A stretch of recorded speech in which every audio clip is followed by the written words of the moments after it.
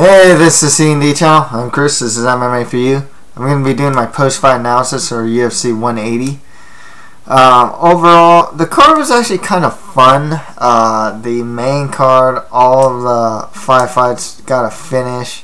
There's some fun fights on the undercard, despite the skill level of a lot of the guys. My picks weren't so good this time. 5 out of 11. Missed a good amount of fights. Made a really big tactical error, is what I'd call it, as far as picking fights goes, especially in that prelim. I should have gone with the Mexican fighters, and I know that sounds, in hindsight, it sounds it actually makes sense to me. It sounds strange, but it makes sense to me in a sense. It's kind of like picking all the Irish fighters when they went to Ireland. You know, like Patrick Holohan won, Cathal Pendred, Conor McGregor, Gunnar. He's not Irish, but he trains with SBG Ireland. Norman Park, Northern Ireland guy. And the reason for that, it's kind of like a Brazilian card too, If you don't know what to pick, pick the Brazilian guy, and there's a sense of I think in hindsight, I should have noticed that overall, Velasquez's team won against Verdum's because they're farther ahead in MMA than the other fighters from Latin America, say for like Brazilian fighters, but the other countries. So, when picking fights, I should have definitely considered that. It's like, oh man, The other thing is too, it's how the UFC will match up. They're in a new place, and something to always think about is what is the matchmaker thinking with matching these guys up. This is the first card in Mexico. It's in Mexico City. It wouldn't be that unreasonable to say that Shelby and Silva made a couple matchups that would favor the Mexican fighter per se. And also just in general, just like I said, farther ahead. So it's definitely something I missed. Especially on the prelims, I missed when it was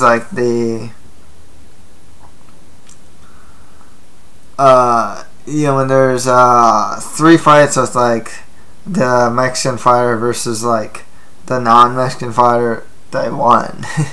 First of all. The Mexican fighter won.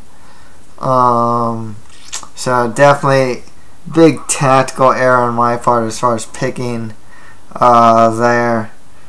And like I said, also I should have realized Velasquez's team is winning, and it looks like the Mexican fighters are well ahead of the rest of Latin America, save for Brazil.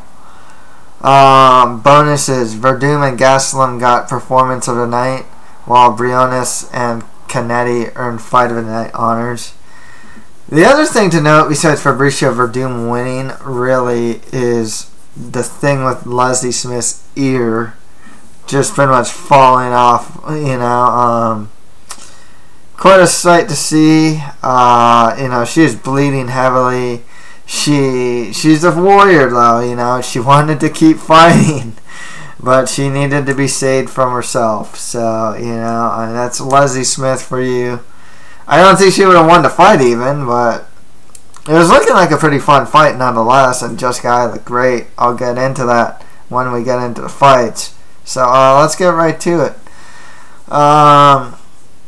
And just to tell you too, as far as fights of actual importance goes, the 3 main fights on the main card, and I'd say Eye versus Smith, because Eye is pretty high up there too, are really the only fights of importance on this card. Every other fight, in the sense of divisional rankings, I mean, a lot of these fighters from the Ultimate Fighter Latin America are prospects, but they're not like. It's clear to me that a lot of them aren't UFC, quote unquote UFC caliber, and could definitely use a lot more seasoning in the regional scene. They're prospects, and they could get a lot better. They're training at a lot of good places too. Some guys are training out of Alliance, some guys are training out of AKA, and it's showing. So they're training at the right places. Some out of Jackson's, if I'm not mistaken. I know Montano does, at least. So, yeah. There are prospects here, but I can't really say.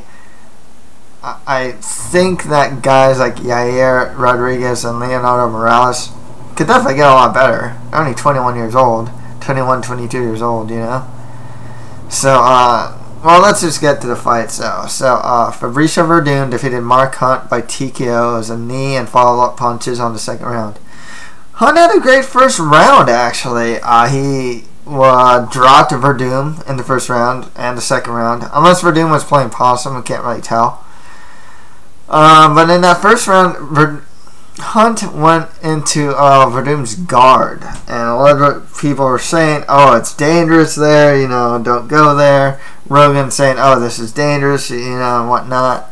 One thing that Hunt was doing, a lot of people aren't recognizing, is that he had Verdun's head up against a cage. You cannot create an angle if you're on the bottom if your head is up against a cage like that. This is really smart, and you can actually see Verdun. He's pushing off the cage to try and get a right angle to really work a sweeping and a submission game and whatnot, possible scrambles from his back. He needed more open space. Hunt was stopping that, like actively stopping that every time that Verdun would try to push off the cage, usually with his hand. You actually see, kind of like his ground defense, I believe he was actually pushing off against the cage so his head wasn't up against it. And a lot of people miss that too with the highest level Brazilian Jiu-Jitsu guy. It doesn't matter if they're on the ground and they're on their back.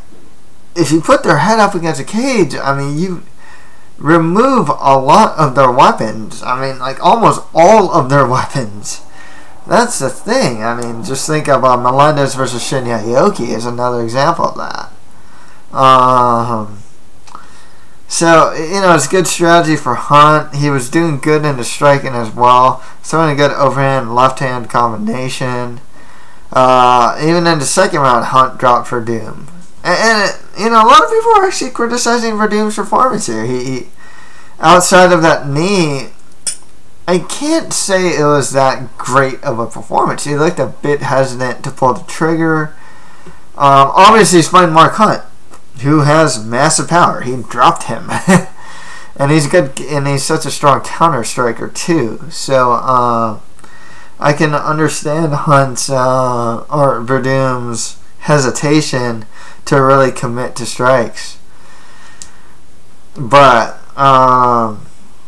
he still managed to drop him and finish him nonetheless. It really goes to show, man, when Verdun, when he was in Pride, he was a jiu-jitsu guy. And for the longest time, too, the guy was just a jiu-jitsu guy. To see him become a well-rounded fighter is pretty crazy. Hunt, when he was in Pride, he was a stand-up guy, striker. You take him to the ground, and he's insta-tapped. You can tap this guy instantly. Now, he's getting into Verdun's guard, getting on top, and whatnot. He's been on his back against the likes of Bigfoot and Roy Nelson and have survived. Wait, right? Roy Nelson took his back. Briefly. I remember that for sure. I don't think he was on top of him, though. So, this is a guy that has also improved. Funny, their ages, too, Hunt's 40, Verdun's 37.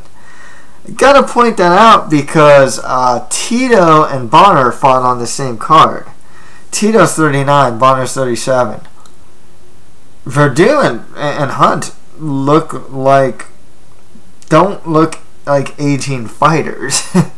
That's the thing with them. They actually still look like high-level MMA fighters. They didn't look particularly slow either, you know, or anything, despite their ages. And Hunt's been in some wars, you know.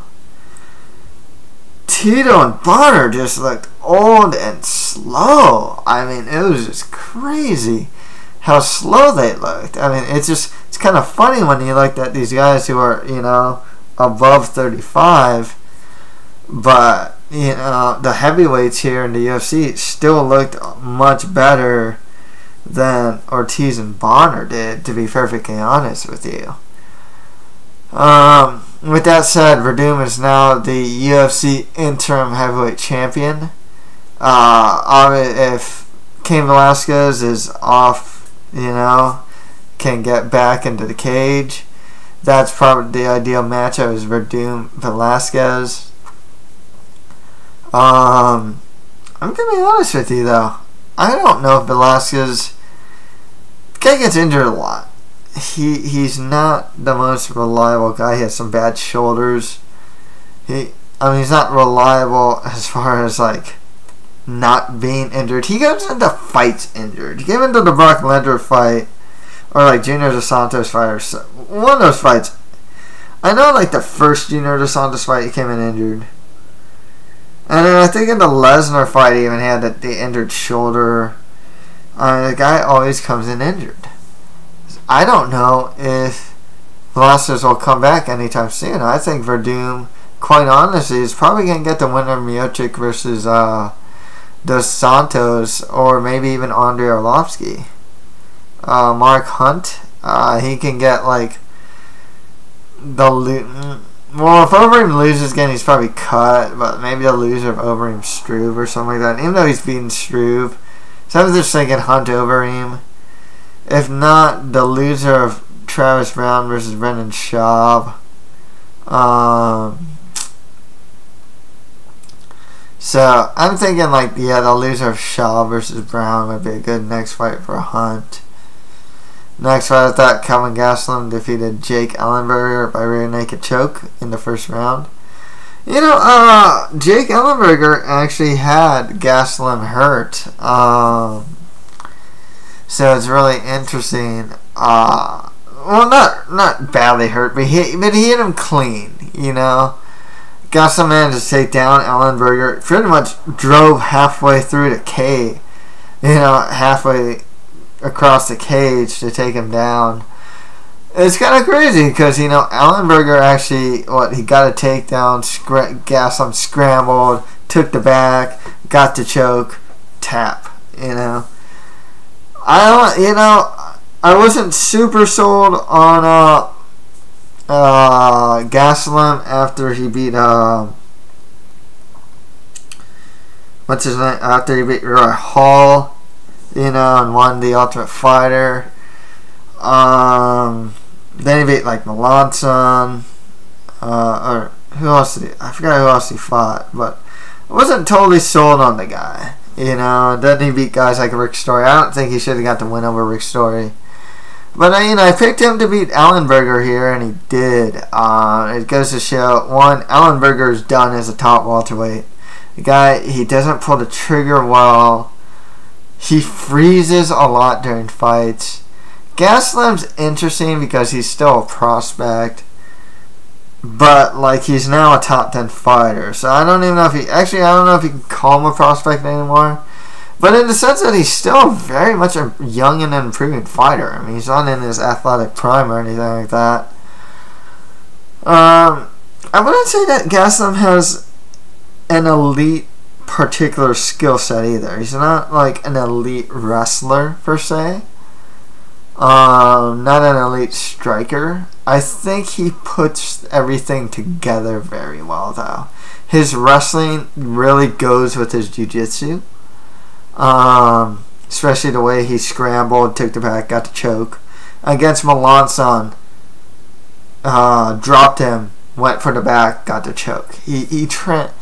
So maybe he has that elite level transition game. And that's the thing about Gastelum that I would say.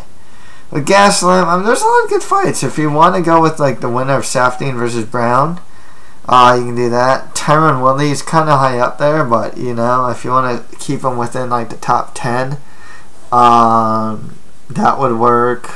Maybe even the winner of Berkman versus Lombard, if you want to do that. If you want to go a little less than that, the winner of Alves versus Mean would be a really good fight as well. I know Brandon Thatch is going to fight someone.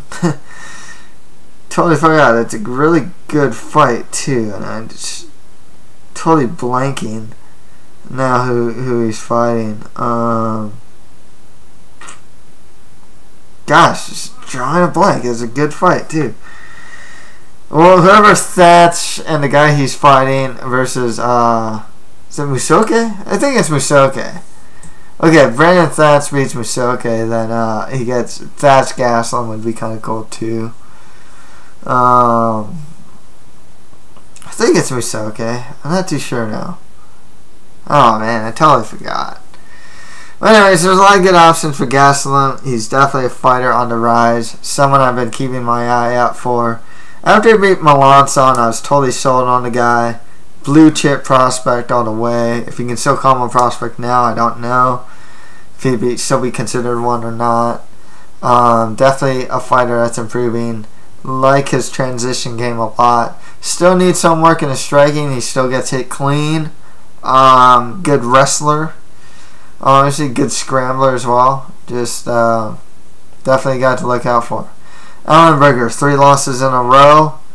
Lost to Robbie Lawler, lost to Rory McDonald, now lost to Gaslam. Guy needs to fight more mid to lower tier guys of the division. He's, I think, for now, he's done as a top welterweight. Next fight after that, Ricardo Lamas defeated Dennis Bermudez by guillotine choke in the first round. You know, Ricardo Lamas, man. I cannot pick this guy to win a fight, even if I wanted to. I don't know what to say about him now, you know, because I think every prediction video where I do where to have a Ricardo Lamas fight, I always say, man, I'm bad at picking a lot of Ricardo Lamas fights. I'm just really bad at it, man. I don't know what it is about him. I can never pick him to win. I picked him right to lose till Jose Aldo, but that was a bit obvious. I mean, you know, that's the thing with Lamas. I gotta.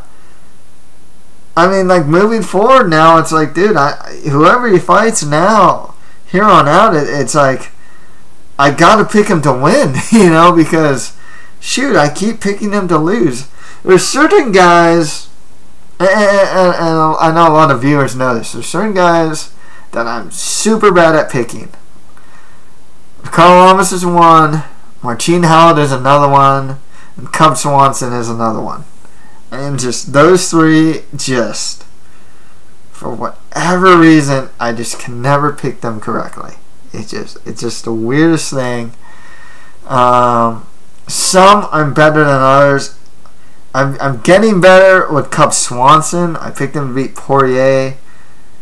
Picked him to lose to Seaver, and then he won. Picked him to beat Jeremy Stevens. So, getting better with Swanson. Marcin Howard.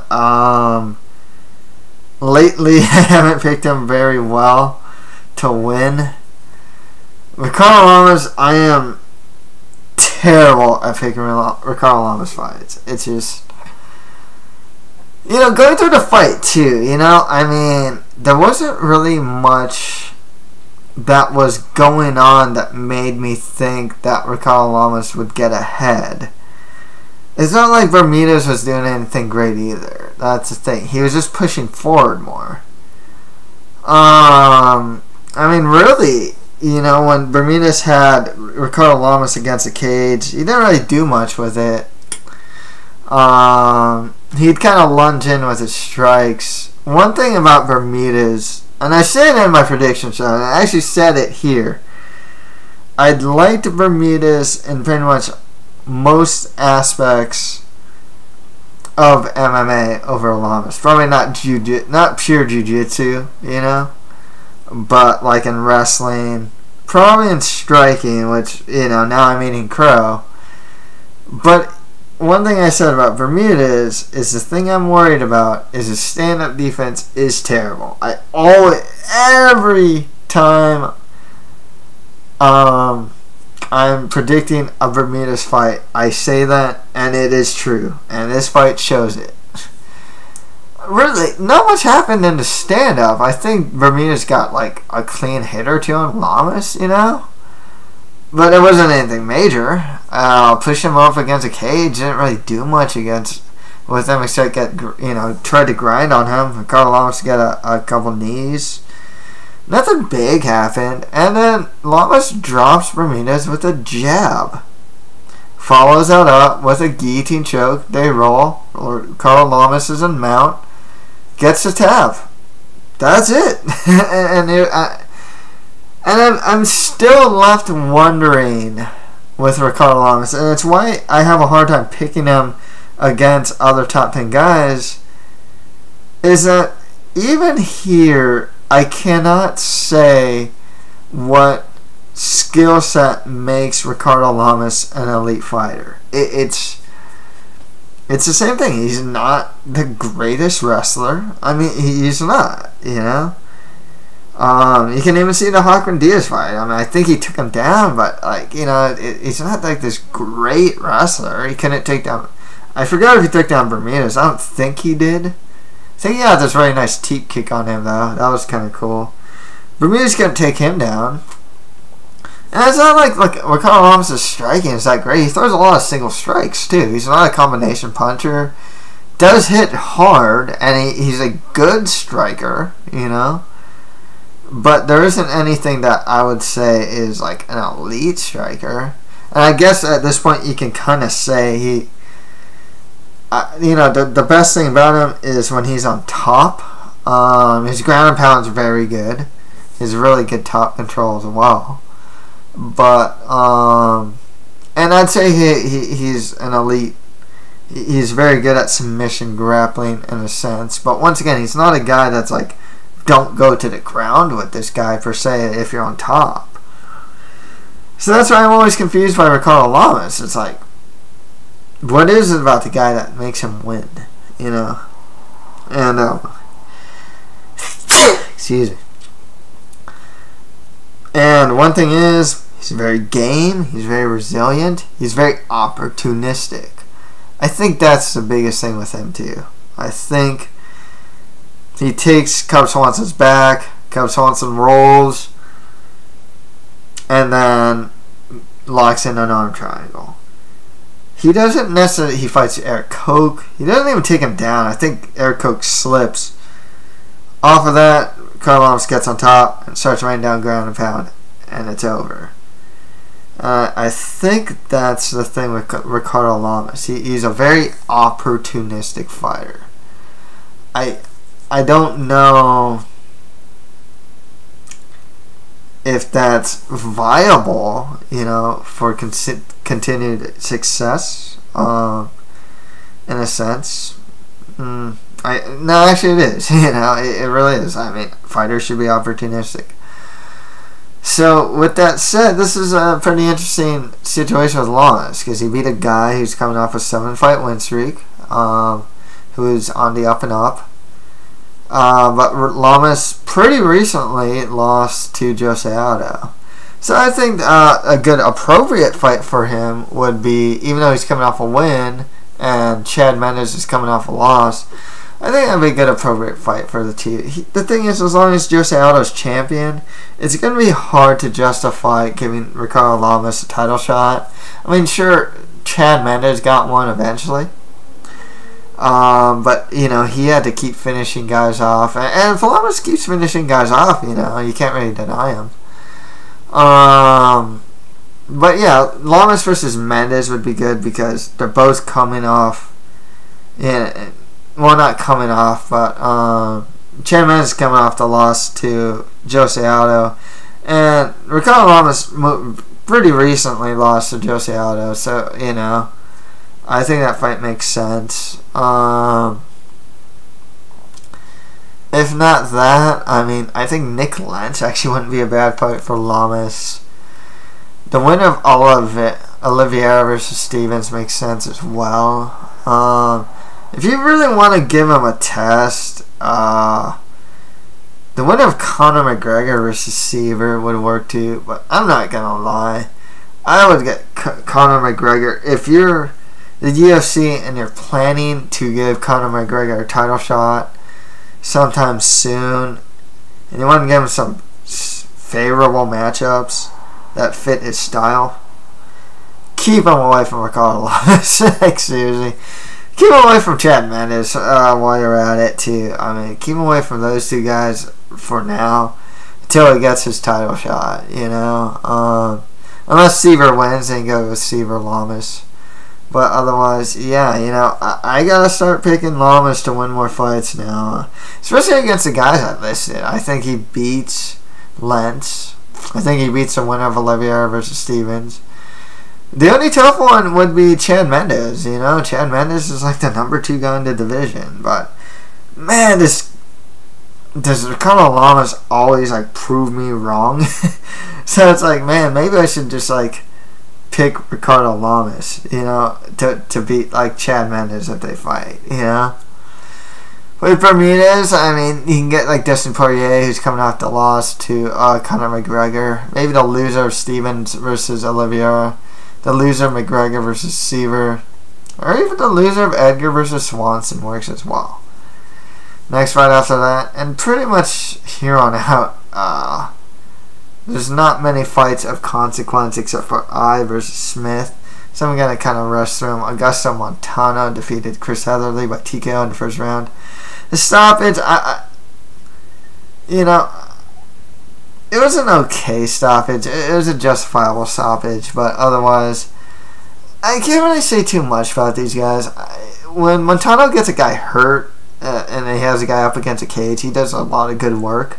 Heatherly's pretty much just a wrestler. Doesn't really have much else. He has a good overhand right, I guess. He might get cut from the UFC. With Montano, I think he's in at 30 now. He's big for the weight class. I think he'd be something more of a fun action fighter than a prospect or anything like that. I think he's 30. I think he's in his 30s. I'm not too sure with Montano. I should double check. I don't really consider him much of a prospect though, but he could be a fun action fighter. So just more lower to mid-tier guys in the division for him. The next fight after that, Hector Urbina defeated Edgar Garcia by guillotine in the first round. Garcia just gave him that guillotine, man. I don't know how else to say it.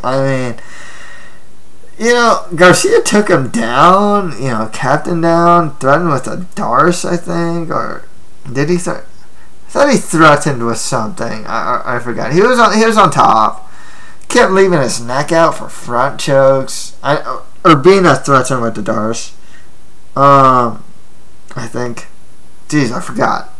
I think it was Urbina. Missed that. Or no, it was Garcia that got thrown with the Darce but let go of that, I think, or something like that. I'm trying to remember.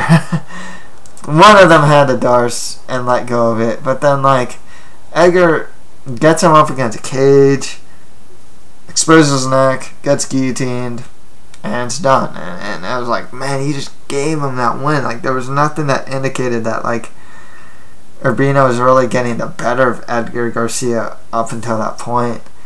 Just more lower to mid-tier guys at the division for both. On to the prelims. Yair Rodriguez defeated Leonardo Morales by unanimous decision to win the Ultimate Fighter. I think it was this bantamweight title. The Ultimate Fighter Latin America bantamweight finale. Is this bantamweight? I think it's bantamweight. I'm not too sure. Yeah, I think it's bantamweight. These two are interesting prospects because Morales is only 21, I think, or 22. Same with Rodriguez. Rodriguez is definitely better on the ground. I think Morales, he has really low output. He has a really good kicking game. He hits relatively hard, but still needs to work on some things in his game. Work on his output especially. Both of them have some potential. I wouldn't say they're like these great prospects. They can probably use more seasoning in the regional scene. However, you just got this new collection of fighters that they can fight.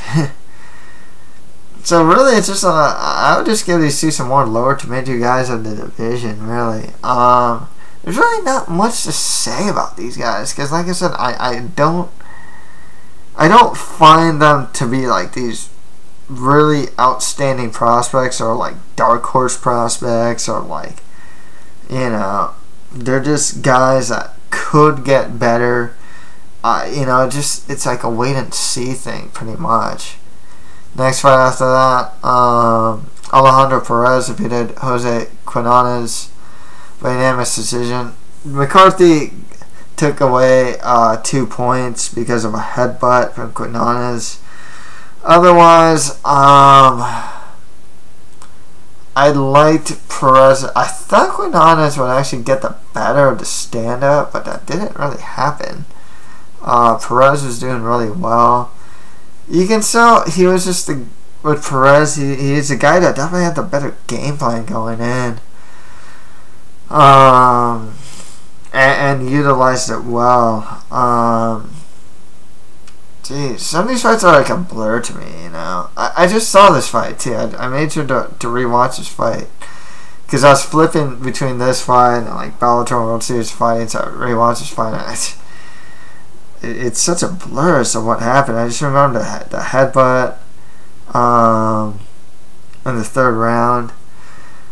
I will say this with a lot of Mexican fighters though, and it's something that you can see in boxing too. Like, they definitely have that mentality of like, if I take a hit, I'm gonna give one back. You know, there's definitely that mentality there with a lot of the Mexican fighters, and pretty much all of the Mexican fighters you saw on this card. Otherwise, just more lower to mid-tier guys of the division for Perez and Quinones. Next fight was that Jessica I defeated Leslie Smith by TKO in the second round. What was a Dr. Stoppage TKO in the second round? Excuse me. It's a great performance from I. I said it in the prediction video and it rang true. I was pretty much out-athleted Leslie Smith. She was definitely a much faster fighter. She can also play Smith's game. She's not going to just like allow Smith to tee off on her and whatnot. You know, I can stand in the center of the cage and strike with her in combination and flurries. That ear thing, you know, I mean, Smith's ear, she had a cauliflower ear and it like exploded and she was bleeding. Fight continued, and then, you know, it's just, she took another hit to the ear and her ear is just about to fall off, you know?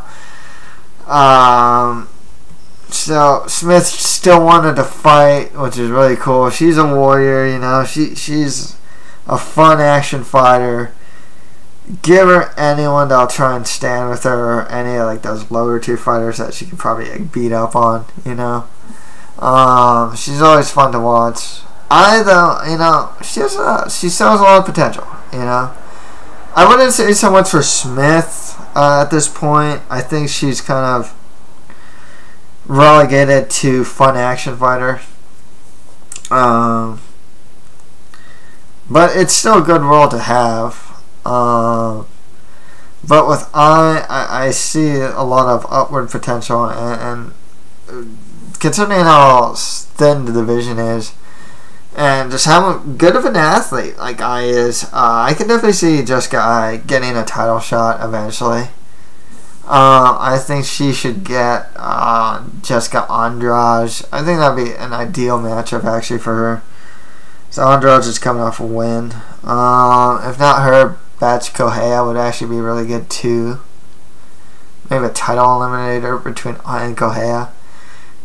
Or even though she's coming off a loss, Lauren Murphy versus Ai wouldn't be too bad either. Next fight after that, Gabrielle Benitez defeated Humberto Brown by guillotine in the third round. Man, did Benitez keep going for that guillotine. But Humberto Brown's not that great. He gets hit clean a lot.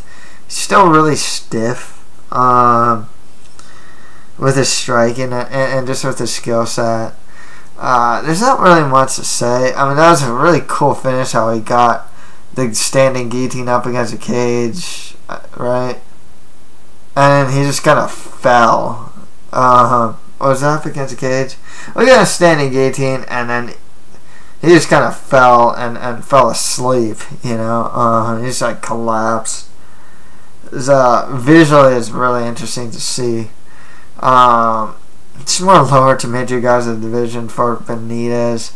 Brown isn't really a UFC quality guy, but if, you know, some of these guys, hey, if you want to give Humberto Brown to someone like Leonardo Morales to give him a win or something, or give him to Quinones or something, you can do that. I mean, so they might keep these guys just for the sake of, like, giving guys that they might feel have potential a win. Next was that Henry Briones defeated Guido Canetti by rear naked choke in the second round. Man, Canetti, you know, he can be a fun action fighter. He's a bit old, but, you know, I think that's kind of what his role would be in the UFC. They decide to keep him. He does have international appeal, you know, I mean, being, Argentinian? Or Chilean? Oh, man, totally forgot now.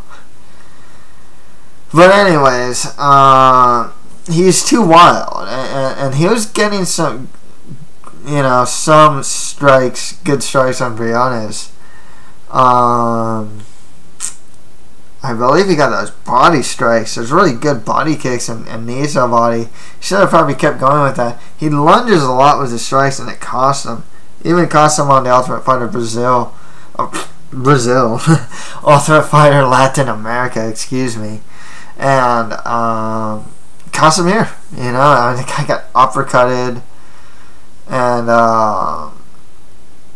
right, that's this fight, right? He got uppercutted and choked out. Yeah, that was this fight.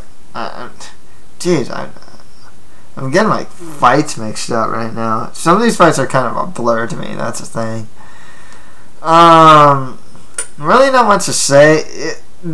Considering the low level of these guys, though, they were fun fights. These two fights on the Fight Pass. But otherwise, it's more lower to mid-tier guys of the division. Most preferably, with all these guys, I'll say it now, give them guys from, like, other guys from Ultimate Fighter Latin America. Maybe even give them some guys from the Ultimate Fighter China. Maybe even give them some guys that were coming off of, like, the Ultimate Fighter Nations or something like that. Like the Australian guys or, like, the UK guys or something like that.